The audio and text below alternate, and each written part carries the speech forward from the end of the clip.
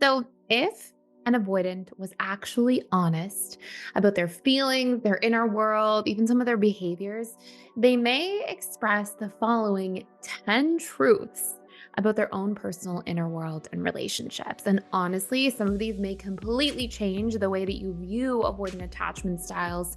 And some of these points might be really important for you to thrive and have successful relationships with avoidance, particularly if this may be somebody that you're dating or a friend, a family member, even a coworker.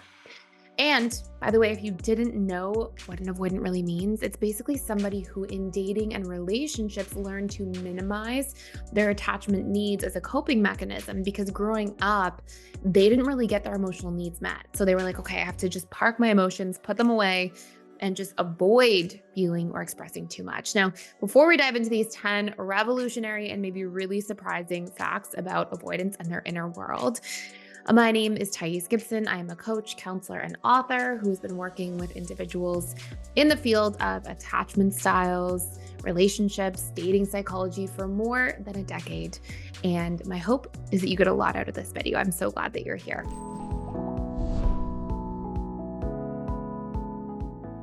So, as I said, this may change the way that you see avoidance forever. Starting off, one thing that avoidance may feel, or if they were really honest with their inner world, they would literally say to you, in the dating stage of relationships, that first phase, I can be more present. I will be charismatic. I will express more consistency in the relationship. But as soon as things get too real or I feel too deeply, that's when I may shut down or push you away. Okay. So that's point number one. And it answers one of the major questions that people have all the time about attachment styles, specifically avoidance, where they're like, well, why did the person start off so well and then suddenly pull away? And honestly, if you've been through this, one of the most painful parts about this is that it feels like everything's going so well. Then suddenly somebody shuts down and pulls away. And you often think that it's you, that it's your fault when you don't realize, hey, it's actually about this person's attachment style and how they tend to operate in relationship dynamics. Here's the second one, and this may actually surprise you when I tell you the actual truth behind it. Okay. An avoidant, if they were truly honest, they would say, I feel like I don't need anybody.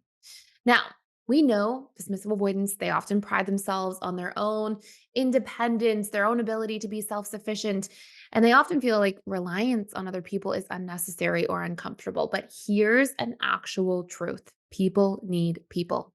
And this may be shocking, but all individuals, we are actually wired, all human beings are wired for, yes, individuation and authenticity and the sense of independence, but also we are wired for attachment biologically. And even dismissive avoidants do need people. So you can probably guess this next one. And it's that I pull away when people get too close to me because it makes me feel trapped. We know the actual truth behind this is that dismissive avoidant attachment styles, they end up needing to keep people at arm's length because they are afraid to feel too much. And so, because they feel like they don't want to feel and experience their own emotions, they're terrified of being too vulnerable and then feeling trapped in the wrong relationship. But really, behind all of this, the actual truth is that they don't know how to work through conflict. They often feel overwhelmed by their own emotions. And so, emotional intimacy, of course, then feels trapping or suffocating because they're trying desperately to protect their own sense of autonomy and independence. Because as children, if they grew up in a household or environment where they didn't get their emotional needs met, they don't want to be back in a situation again where they feel like they are vulnerable, open, and then they can't get their needs met. So they keep people at arm's length to avoid feeling like that all over again. Now, number four, you'll never guess this one. I think this one surprises people the most. It is hard. This is what a dismissal avoidant would say, by the way, if they were really honest. It is hard for me to trust people with my emotions. Now, we often think of trust as being a fearful avoidant thing. That's often the attachment style that struggles with trust. But dismissive avoidants struggle to trust other people with their emotions.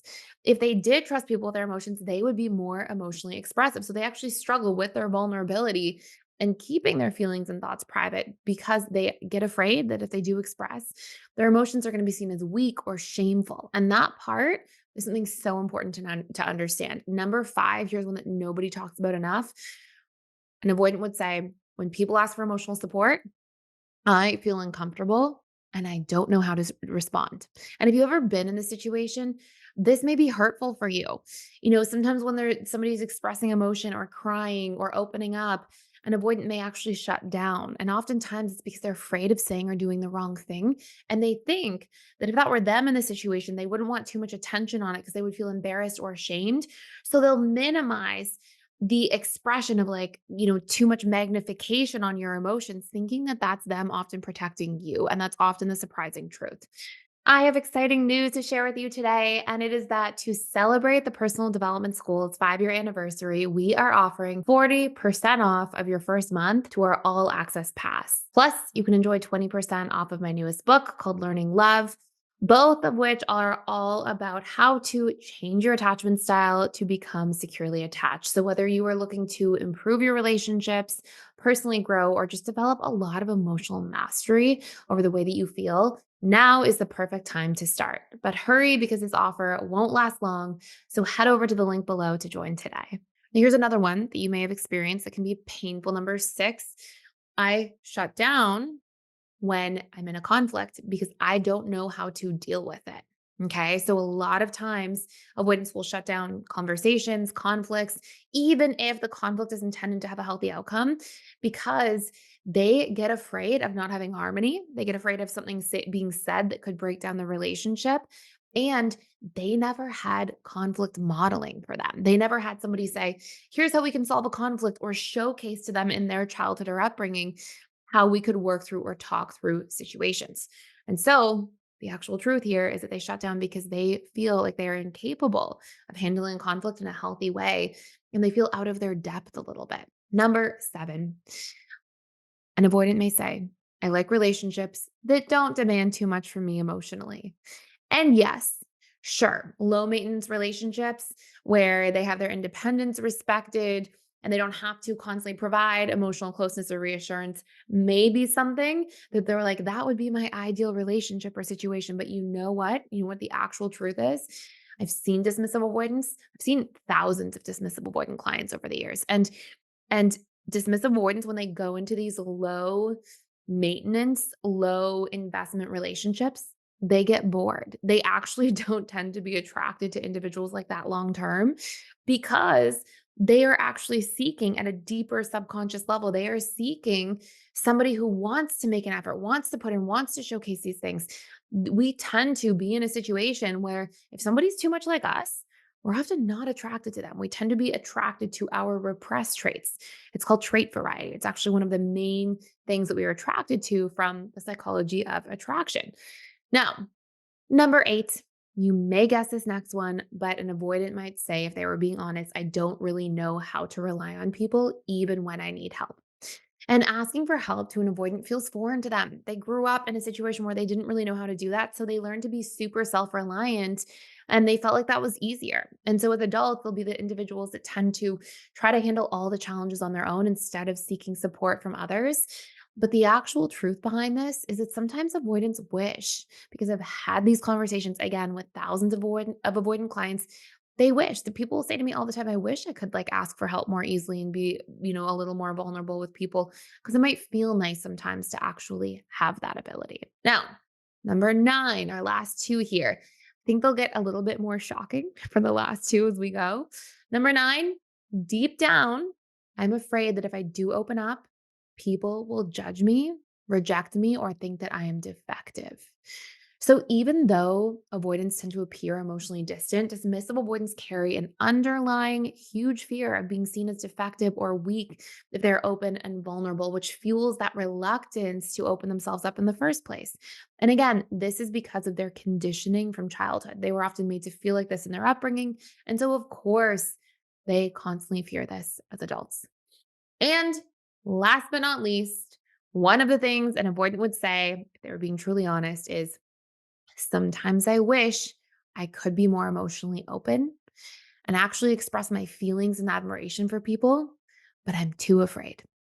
So while dismissive avoidants may appear so aloof, they actually crave deeper connection at times, and their protective coping mechanisms prevent them from expressing those emotions in a healthy way, which can lead them to truly feeling isolated. In fact, Yes, dismissive avoidance can feel isolated. And so I think it's really important to dive in here and understand it's not always so easy to be an avoidant as much as people may think. And it's their conditioning. They are not often choosing these things. But the great news is that you can recondition these patterns. And one of the best ways to do this is with our fully free, just for a limited time, attachment style reconditioning courses. You're not born with an attachment style, it gets conditioned into you over time through repetition and emotion. And our entire course framework is our published and copyrighted body of work all about how you can actually recondition your attachment style in as little as 60 days. All of those are resources fully for free just for a limited time down below. And this may help you reshape your attachment style to become more secure and have more thriving relationships.